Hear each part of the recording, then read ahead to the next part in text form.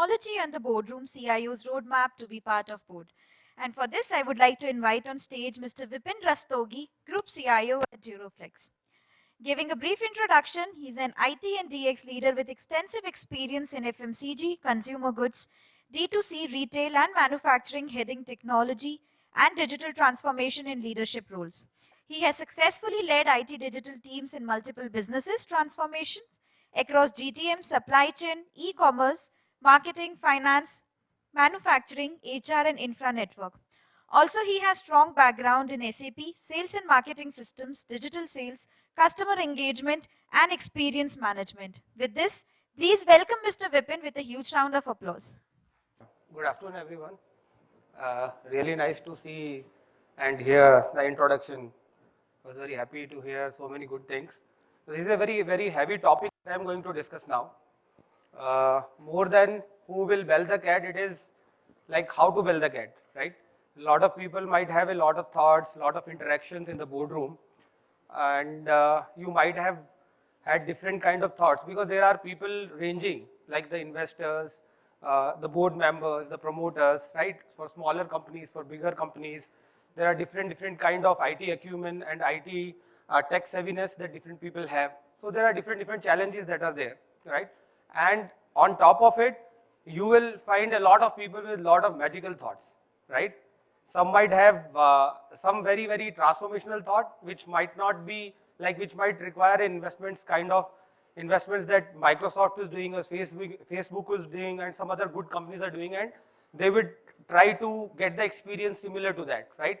So this is more about sharing the experience. I have only 2 slides. I will not keep it very heavy. And from my experience, because I have mostly worked in Indian companies which are promoter-driven companies like Asian Paints, Marico, Page Industries, and now in Duroflex. So I am heading the IT and digital. I am the group CIO here. So I will move to the topic now. The must-haves that I will tell. First and foremost is to interact regularly with the board members. So this is the most important piece. If technology has to reach the boardroom and it has to gain its strategic importance, right? It is very important that finally the IT strategy has to align with the business strategy, and both the strategy has to combine. IT cannot become an R&D function, right? Most of the times, the tech-heavy people, when they get into a company and they become a CIO, mostly they sometimes they remain isolated with what is happening actually in the business, and a lot of IT strategy moves into R&D, complex technologies and everything. Finally, it is very important that there is a business to run. Most of the businesses are simple business. Consumer goods, you have to sell consumer products, not NASA level technology that is required. It is very important that technology is pertinent, relevant, and you are able to communicate clearly with all the board members. So, for example, if you are taking a digital transformation program, so it is very important that you have constant communications with all the ExCom members, and when you are sitting with the board, it is very important that you give them a clear picture that this is the roadmap, say 3-year roadmap. What initiatives will land when?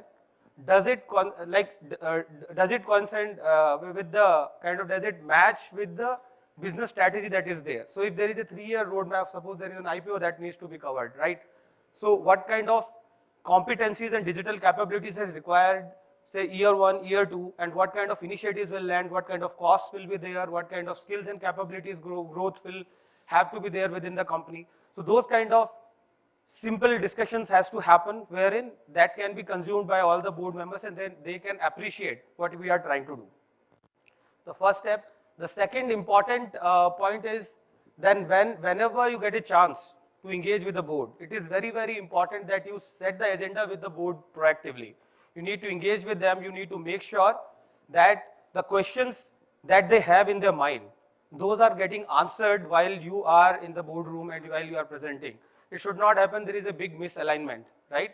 There might be very important thoughts, very strategic thoughts, how the business should move, what kind of, like, suppose for example in Duroflex where I'm working, if we are in furnitures, bed linen and mattress, suppose there is a strategic thought that right now mattress is the focus because we are having a cash crunch and we need to focus on only this business, and there is this kind of growth that we need to give here. Bed linen, we are building up a lot of inventory, so strategically we might not think too much about it, but I go with a digital program wherein I tell that I would develop a new website for bed linen, this, that, and a lot of strategic ideas around that.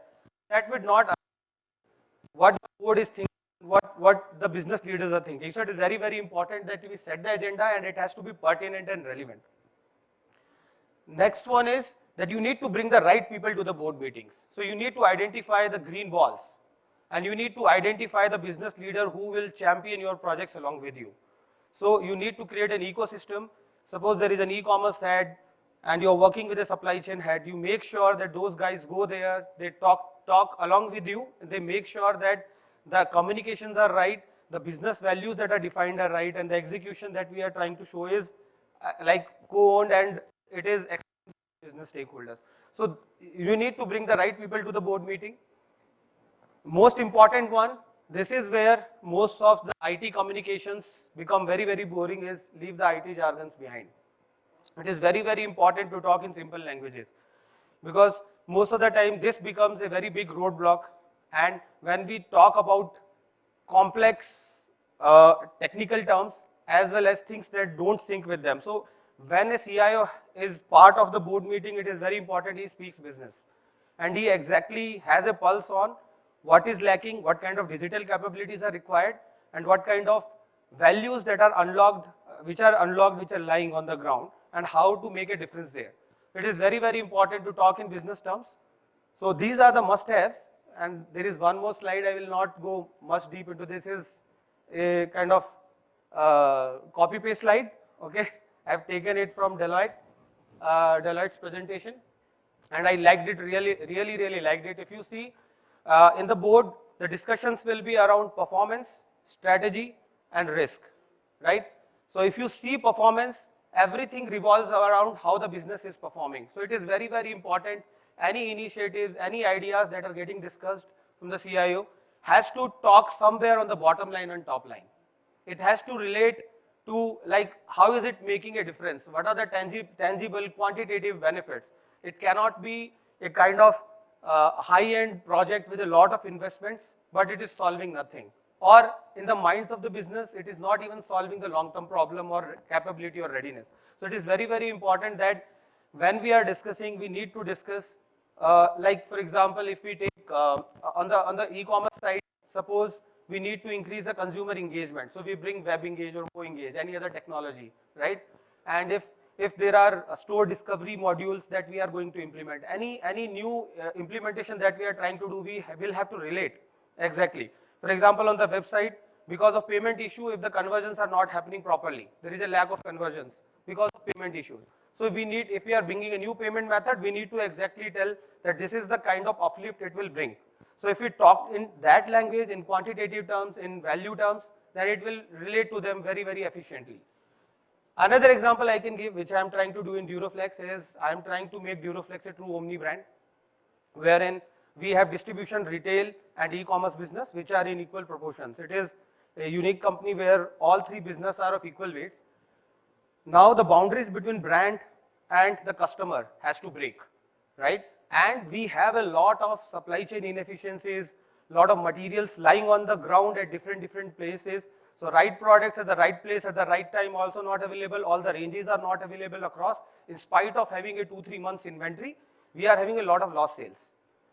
If we democratize the inventory, if we make it an endless aisle, if we are able to give a platform wherein the entire inventory is available for everyone, demand is common, and with a unique order management system, I am able to actually kind of fulfill and service all the needs in spite of the channels, then it will be really game changer, and it can bring a lot of kind of top line benefit as well as increment in sales as well as capability increase for future growth. So those kind of discussions if I have, I will get all the fundings. So if I need funding, I need to act as an entrepreneur and I will have to talk in financial performance terms. Second is on the business operations.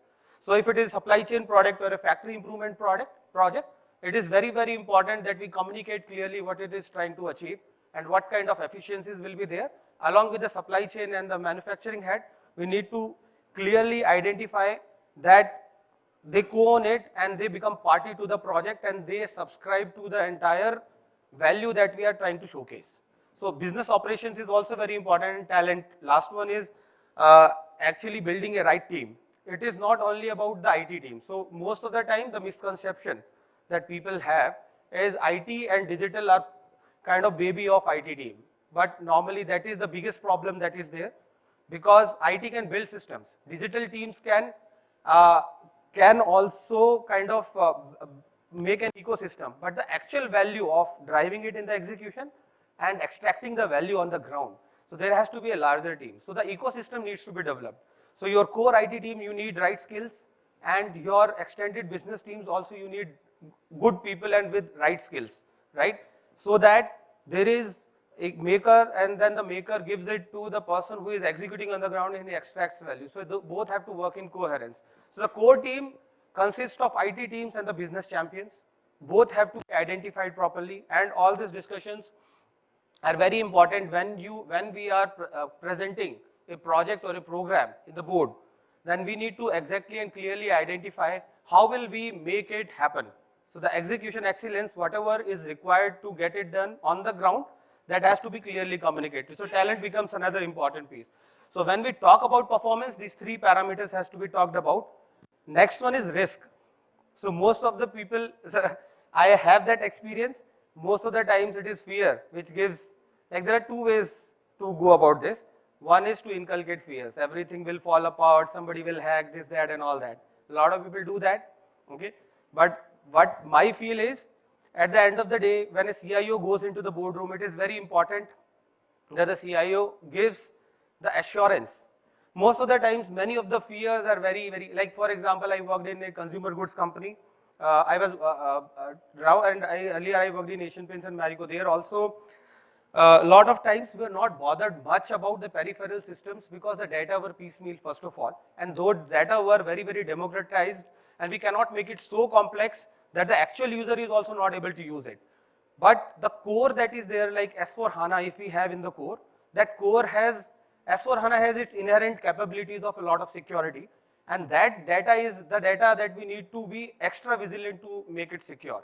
So when we are in the boardroom, we need to make sure that the cyber risks, the regulatory matters and industry disruptions, I will come to it, but both these things are clearly discussed, and there is a lot of assurance that is given, and it is talked in simple terms. It has to be talked like what data is important. Suppose we have 20 different set of data. We have analytics and we have exposed a lot of dashboards. How do we ensure that required amount of data is only reaching the right person, and the security is there in terms of nobody is conveniently able to pull the entire data. That is to the extent of it that in a thought, basically we need to communicate clearly that not to create a kind of thought of fear, but we need to give a lot of assurance that things are in control, and these are the areas that we need to look towards. Out of these 20 data sources, these 5 are the important ones. Rest 15, these are the basic security protocols we have put. But if there is any thought around like putting any extra security, that has to be clearly discussed in the meeting room. I know I'm not making sense, 2-3 lines have gone like that, but my main thought is that risk has to be discussed as a risk and along with the mitigation, and there has to be an assurance to the board. That is very important. Industry disruption, there are a lot of technologies, platforms, strategies, which is a business risk, not a cyber risk. But for example, Duroflex was not into D2C 5 years back. It was a pure trade brand operated by the distributors. Now, 5 years back, there was a separate brand created, which was 𝗕𝗵𝗄, and which was into mattress business, into e-commerce business only. But 2-3 years back, there was a lot of disruption because of COVID. Then and there, we took a chance and we actually went full-blown into e-commerce business.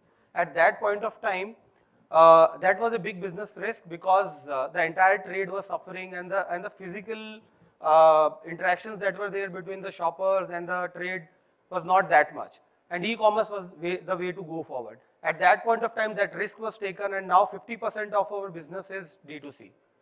So those are the kind of opportunities that are there. So technologies, any new technologies, like we are currently also doing a project with PwC with a digital twin. We have set up a factory digital twin for a certain part of production process, wherein we are trying to run a lot of simulation to improve our productivity. in a nutshell, basically we put chemicals and the foam is the output. So if we put 100 kilo of chemicals, we get 84 kilo of foam. How do we make 8490, right? By removing all the wastages and everything. So those kind of technologies, whatever is available, the best thing about technology is technology will eventually come and it will take its place. So there is no reason to fear about it. It has to be adopted constantly. We need to invest in right technologies which are pertinent, and those have to be discussed with the board, and fundings would have to be taken, right? Because those are for the long terms. So that is important. So all the risk related matters have to be discussed. Strategy, all are important, right? Growth and innovation. If we need to do a digital transformation to reach the next level, to reach the IPO, certain new channels have to be activated, new ways of doing marketing to lessen the customer acquisition cost, or any other brand marketing, digital marketing initiatives that needs to be done. Those have to be clearly discussed with an outcome-based thought process, and that has to be clearly identified, and the funding would have to be taken from the board. So those have to be clearly discussed with an outcome-based approach. Data and insights, very, very important. It is a backbone. It is very important that it is actually discussed as a strategic matter within the boardroom. It has to be clearly discussed that we have to invest in a good data lake. What are the benefits? So at a level of reporting and reviews, it can automate all kind of business reviews, and at a level of intelligence building, wherein a lot of AI/ML programs can be developed, which can actually transform the way we do business, we take decisions, right? So all these use cases are very, very important. So one example I would want to give, since AI/ML and high-end data analytics projects are very, very costly propositions. So it is very, very important that when we are talking to board, we go with them with a proper use case. If there are not proper use cases, there will be a lot of challenges because the investments are high, and most of the times in Indian context, if you see, AI/ML becomes anonymous Indian and manual labor. So we do an AI/ML project, a lot of people are sitting in the back end, they are pumping data here and there, and a lot of manual labor is operating. That actually, rather than reducing cost, it increases the cost. So it is very, very important that we have a very, very clear use case. For example, if we want to kind of optimize the digital marketing spends, right, on the e-commerce side, then we need to clearly know that there is a use case that we need to optimize. We know the price elasticity that is there, and we have a clear use case that we want to do a right price discovery, and we need to bifurcate what kind of digital marketing spends we need to do.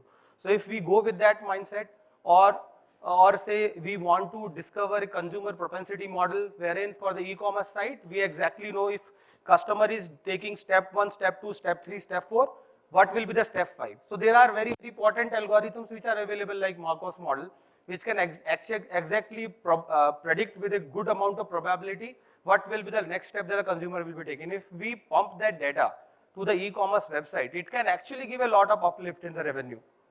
So if we go with that kind of use case, it is very, very exciting for the board members also, and they will appreciate.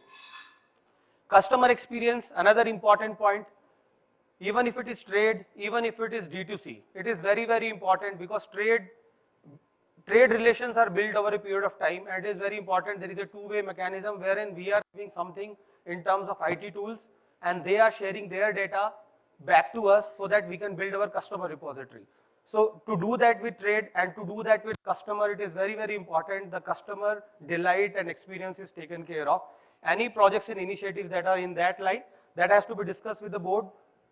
100% of the time you will get the funding that you want. Then the other thing is ecosystem engagements. So I've discussed about the topic. Ecosystem is the entire ecosystem, your internal customer, external customers, your trade which is like distributors, dealers and all that, all are very important, and all have to be knit together in a very, very effective go-to-market systems as well as the back-end supply chain tools. So that will work perfectly. So if the thought that we go to the board is to discuss on these matters, that how are we mitigating the risk that are to the company, whether it is IT risk or business risk, how are we improving the performance, and how is IT aligning to the business strategy. So if that mindset is there, most of the times CIO, that is the way of a CIO to be the part of the boardroom. So technology in the boardroom has to be discussed in a non-technology manner, and it has to be discussed in a simplified manner. That will solve 50% of the problem. Rest 50% is business alignment and strategy alignment. Thank you very much. Any questions? We'll take it up.